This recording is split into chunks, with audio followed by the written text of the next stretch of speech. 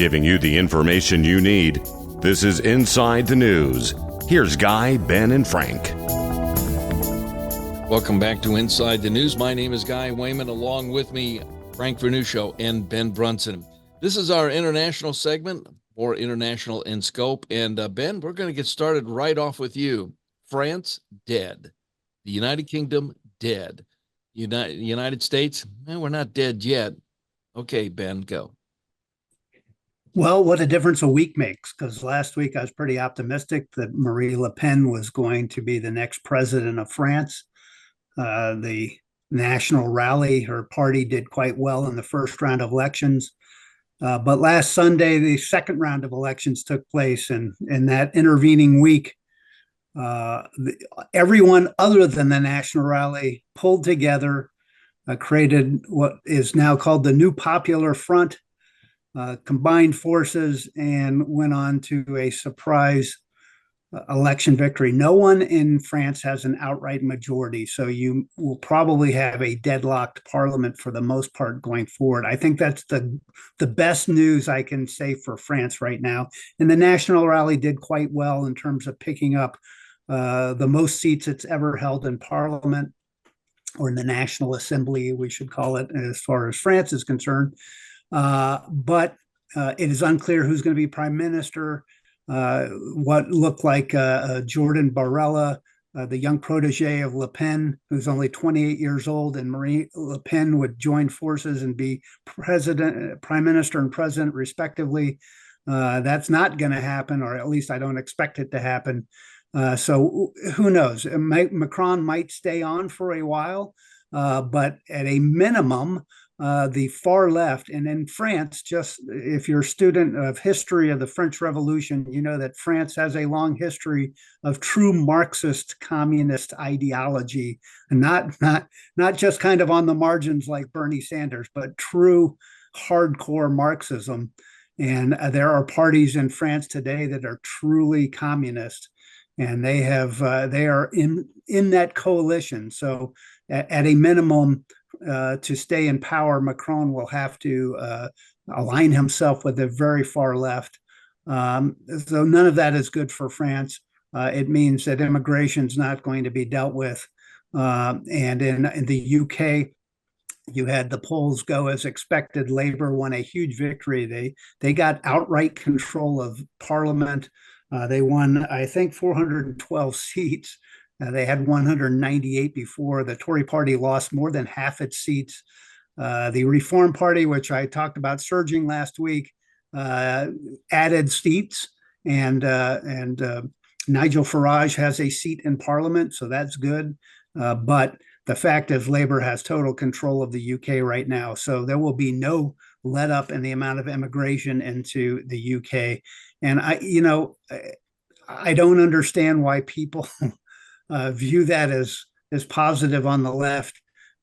Turning your country into an Islamic republic is not a left-wing thing, because you're going to find that being like the Palestinians and having a government that likes to throw gay people off tall buildings or hang them from lampposts is probably going to be a little different than the left expects.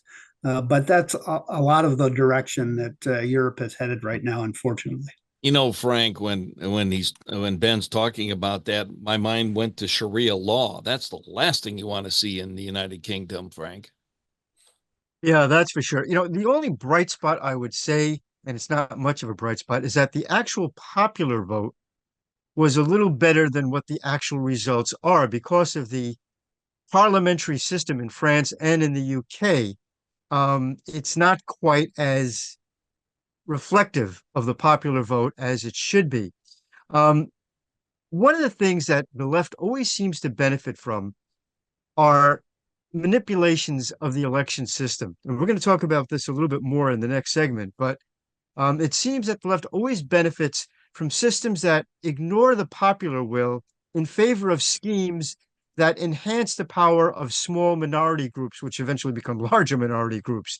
And I think that's something that we have to watch out for in the United States. A lot of folks admire the European parliamentary system, but I think if you see what happened in the UK and France, you realize how bad it actually is. one other thing, too, particularly in the United Kingdom. One of the reasons the conservatives did so badly is simply they campaigned one way but governed another way. They campaigned, for example, on Brexit and immigration. When they actually got power, their deal with Brexit was pretty bad. They didn't really do a total Brexit. And their deal on immigration was that they were vehemently against illegal immigration or immigration on a massive scale. And then they really didn't do much about it when they got into power. The warning for the United States, if we win this next election, is not to have another Paul Ryan moment.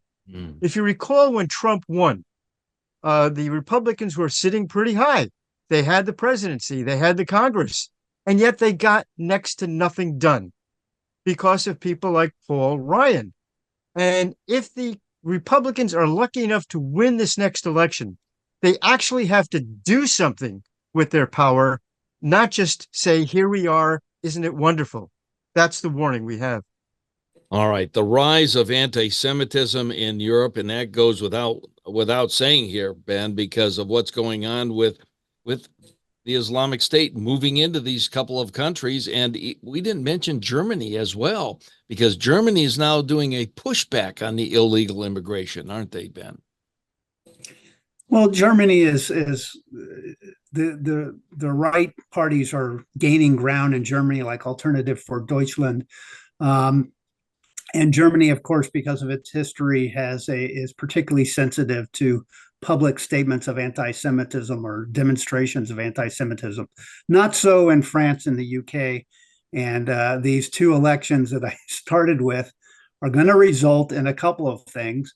And that's going to be a tilt more towards the Palestinian cause. You may see de facto recognition of a Palestinian state from one or other of these countries.